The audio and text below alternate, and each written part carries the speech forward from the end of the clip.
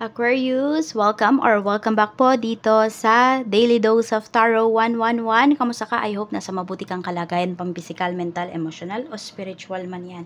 Tandaan nyo po na ang video natin na ito ay para lamang sa mga may malawak na kaisipan. Kaya po, pakatandaan na kung hindi kayo nak-resonate, you can try to watch your other signs, Moon, Rising, and Venus. At kung bago lamang po kayo dito sa aking channel, please subscribe and hit the bell button para lagi po kayong updated. At kung interesado naman po kayo sa ating private readings, sa ating TRs, bracelet, at sa ating EEA, makikita nyo po yung link sa description box. Nandyan din po yung aking email. Okay, so ang ating Facebook page is Tarot Intentions by Aliana Reyes. So if meron kayong mga tanong about sa ating services, sa ating products, mag-direct message na lang po kayo sa ating page. Tingnan natin kung ano ba yung theme ng iyong week. Ano yung tema ng week na ito para sa'yo, Aquarius. So, we have alliance. Ayan po. So, may mga tao po dito, no? Na may mga kasunduan dito. Or may mga makakasundo po kayo. Ayan. May mga tao dito na same kayo ng goals. So, pwedeng ito ay soul tribe mo. Makilala mo sila. But I can see na this is a friendly, friendly alliance talaga. Mga friends mo. Okay? So, pwedeng magkakasundo kayo. Meron ba dito? Hindi natutuloy lagi yung pagkikita-kita ninyo ng mga friends mo. So, pwedeng this time, yun yung iba sa inyo, is magkakasundo-sundo kayo dun sa schedule. Ayan po. Nakikita ko naman dito kasi magaan lang yung energy. Okay? So, you will be very creative din kung sino man yung mga tao na makakatulong mo rito, makakasundo mo, makakausap mo. So, talaga, same kayo ng mga frequency ng mga tao na to. So, di ka naman mahihirapang makisama. Tignan po natin ano pa yung mensahe para sa'yo. Okay. So, kuhanin natin yung tatlo na to. So, we have uninterested. So, pwedeng sa umpisa, akala mo hindi ka magiging interesado. Yan, sa isang bagay na ito. We have fake flexing. Ayan, sabi dito, acts rich, flosses, money, acts fancy, show off, etc. So, pwedeng may tao dito na, ine-engganyo ka niya. Okay, meron din pala rito, no? Okay, ine-engganyo ka niya dito, nagpapakita siya ng mga pwede niyang, yung kinikita niya kuno, dun sa trabaho niya, dun sa business niya na yon. Okay, ayan po. Mag-iingat pala kayo rito. Pwedeng magkakasundo-sundo yung iba sa inyo dito, baka kasi meron kayong kailangang, ayan o, i-demanda. Ayan o. Pwedeng naloko nga yung iba sa inyo dito. May magaan na energy, yes. Pero meron din po dito, pwedeng na-scam kayo. At magkakasundo-sundo kayo ng mga na-scam. So, sasampa nyo, pwedeng staffa yung taong yun. Ayan po, no? So, noong una talaga, pwedeng uninterested kayo. Or kung hindi pa po ito nangyayari sa inyo, at ito na yung nafe-feel ninyo, hindi talaga kayo interesado dun sa ino-offer po sa inyo, wag nyo nang tanggapin, wag nyo nang balakin na i-consider yon. Kasi baka biglang maengganyo pa kayo. Dahil kahit na wala kayo ditong wala kayo ditong interest. Sabi nga dito, keep moving forward. Okay? Mag-move forward ka na kung hindi mo talaga gusto to. Kesa magkaroon ka pa ng problema. So, ayan din, pwedeng meron dito, magkakasundo-sundo kayo. Talaga na mag-outing nga yung iba po, So, may moving tayo dito, matutuloy na yung inyong mga plans. For some of you naman, pwedeng lilipat na kayo ng trabaho. Mayroon dito, mag-start ng, ng trabaho, new job. And yung iba po sa inyo, pwedeng maglilipat na kayo, maglilipat bahay yung iba sa inyo. So, may magaan, may mabigat na energy. So, balance lang talaga yung week ninyo na ito. Tignan natin ano ba yung malakas na positive energy. Ano yung malakas na positive energy para sa'yo, Aquarius? So, we have 3 of Cups. May mga celebrations naman po rito. So, ayun nga, sabi ko nga, diba, may magandang energy pa rin naman para sa inyo. So, may mga celebrate kayo. Ayun nga, pwedeng nanalo kayo sa kaso. For some of you naman po, pwedeng natuloy na nga yung pagkikita-kita ninyo ng mga friends mo. Yan. Or ng family members mo, natuloy na yung mga lakad po ninyo. At pwedeng may magse-celebrate din dito ng birthday or anniversary. So, yan yung positive energy. Negative energy naman. We have Ace of Pentacles. Yan, yung negative energy nga, sabi ko kanina, pwedeng maloko kayo pagdating sa pera. At ito din, yung iba sa inyo, more on pag-travel po ito. So, mag-ingat din kayo ha, kung kayo ay aalis. Oo. Pwedeng ano to, agency na kinausap ninyo, agent, ayun o. Pwede kasi na pagkabayad ninyo, i-block na lang kayo. So, mag-iingat po kayo. Yan, mag-iingat kayo dito sa ilalabas ninyong pera. More on, basta may kontrata akong nakikita rito eh. Oo. So, kung meron man pupunta dito ng ibang bansa, tapos, alam niyo na mag-ano lang kayo doon, magtuturist kayo, pero, alam niyo na tourist pala kayo, pero, naghahanap kayo ng work, medyo mag-ingat po kayo. Kasi baka magkaroon kayo ng problem. Ayun yung sinasabi rito. Ayan, more on pag-travel talaga yung pinapakita sa inyo. Kaya pag-isipan nyo po ha, kung itutuloy nyo pa ba yan. Kasi pwedeng sa halip na kumita kayo, magkaroon pa kayo ng problema. Baka magkaroon kayo ng penalty rito. Yun po yung sinasabi na negative energy. Kaya, tignan nyo talaga kung sino ba yung pagkakatiwalaan po ninyong mga tao, agency, dyan sa lakad ninyo na yan. So, check naman natin in terms of money.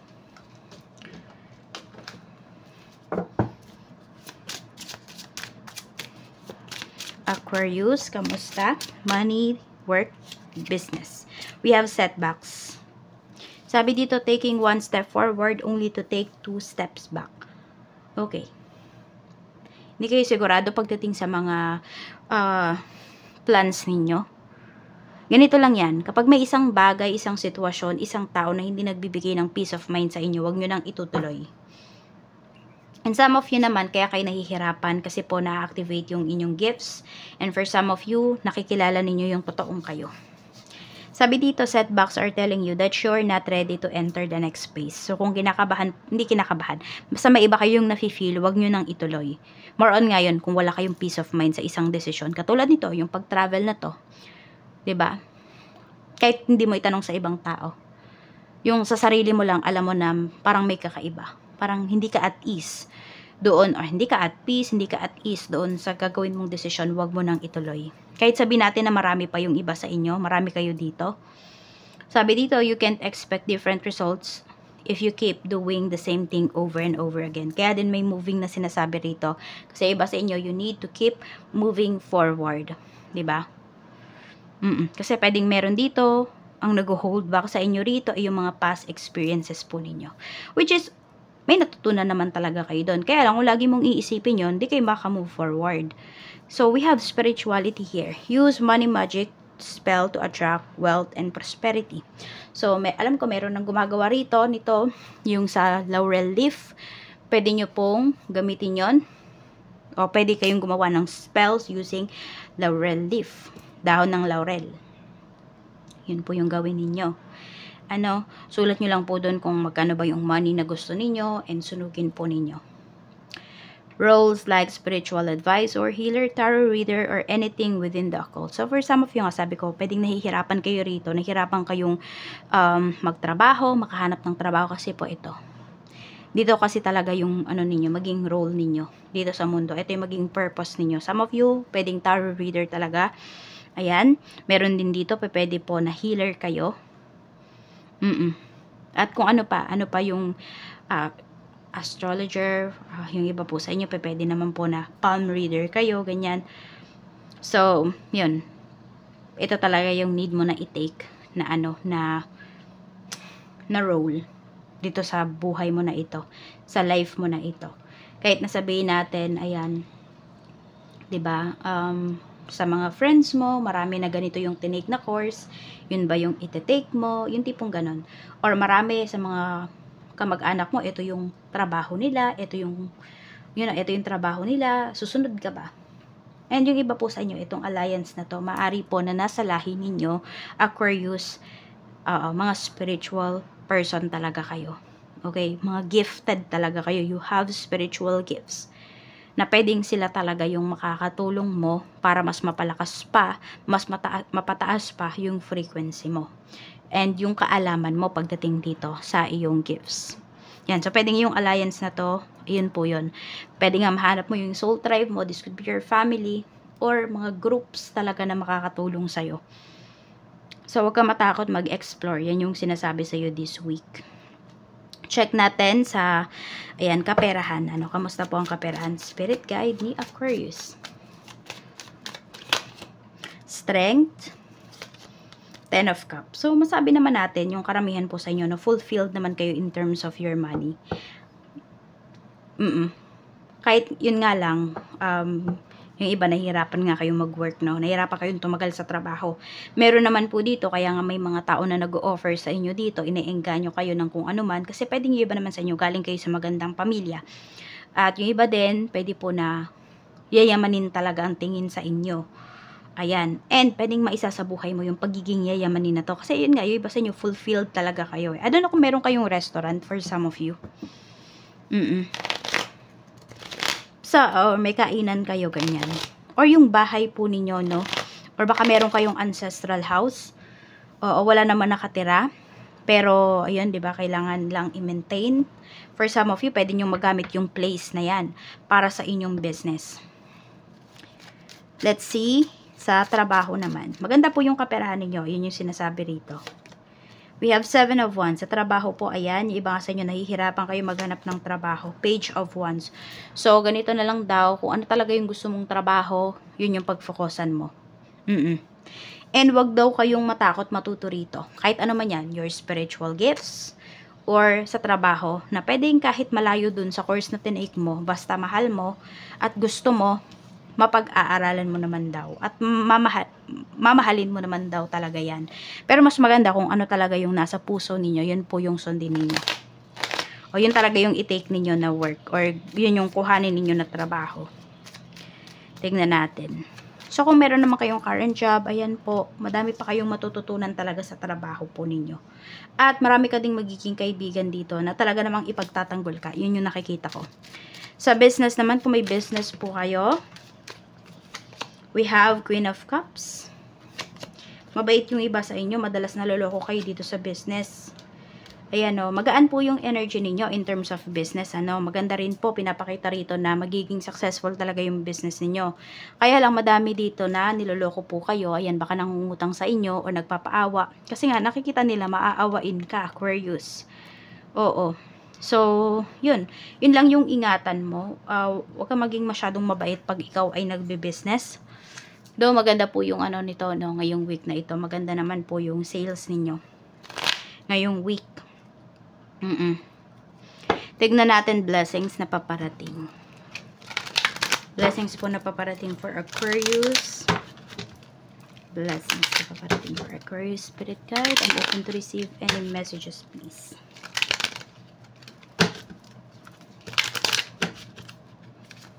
We have ceremony. Pwedeng kasal po ito. Ayan, pwede rin na meron na ditong manunumpa kung ano man yung tinik ninyo. Bar exam ba? Board exam, ganyan. Magkakaroon na kayo ng lisensya for some of you. Pwedeng kung ano man yung lisensya na yan. We have flying. So, kung kayo po ay nag-expect ng travel, ayan kasi, diba, inayos nyo po ito. Yun nga lang, mag-iingat lang po kayo, no? Sabi ko nga, mag-iingat kayo dun sa agency, sa tao na pagkakatiwalaan ninyo. So, iba naman po sa inyo, magiging successful po itong pag-alis po ninyo, pag-travel ninyo. And, meron din dito, kung kayo po ay piloto, stewardess, ayan po. So, maganda po, no? Safe naman po kayo, every travel po ninyo, every paglipad.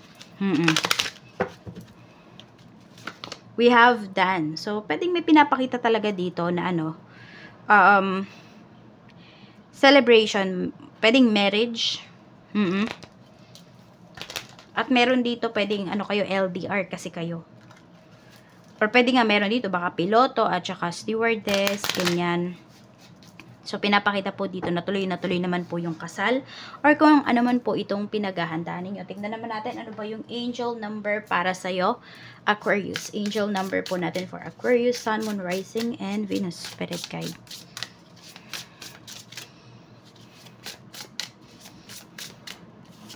We have 333, we have support. Ayan, so yung support na to, manggagaling to dito sa, yun, yung alliance nga na sinasabi dyan kanina, no. Pwede nga ito is sa family mo, yan po, pwedeng sa mga friends mo, so makaka-receive ka po talaga ng suporta. Pwede rin yung support na to, ano siya, financial support.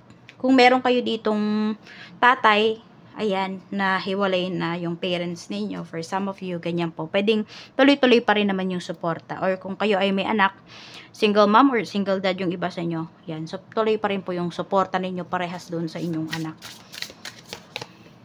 616, we have sanctuary. Okay, meron ba dito, mapapagawa nyo na yung bahay ninyo, mapaparenovate nyo na, ayan po. So, magkakaroon din po kayo ng peace of mind. Kaya nga may mga nanggugulo sa inyo rito eh. Kasi pwedeng nakikita nila, Aquarius, na sobrang tahimik ng buhay mo. We have 7-7. We have 7-7, yeah. We have purpose. So, malalaman mo kung ano ba yung purpose mo. And you have a reward galing kay universe. We have 8-8. Ayan po. So, pwedeng ano to, material reward or spiritual reward. Yan lamang po. Maraming salamat and see you again on my next video.